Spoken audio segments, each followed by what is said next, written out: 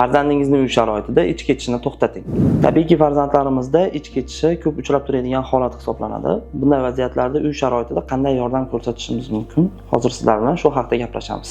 Bu vaziyatda eng avvalambor farzandimizga ko'proq suyuqlik berishimiz darkor, chunki farzandimiz suvsizlanib ketmasligi kerak bu holatda. Va bunday vaziyatlarda farzandimiz uchun uy sharoitida qaysi dorilardan foydalanishimiz mumkin?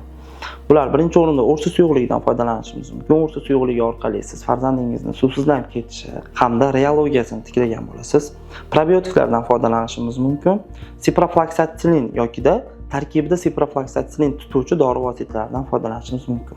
Lekin shuni alohida ta'kidlab o'tishimiz kerakki, farzandimizga bunday holatlarda o'zboshimchalik bilan dori tanlash ham bu doim ham to'g'ri qaror emas. Chunki farzandimizda suvsizlanish, holsizlanish va shu kabi og'ir holatlar kuzatilishi mumkin. Shuning uchun albatta pediatr ko'rigidan o'tishimiz maqsadga muvofiq.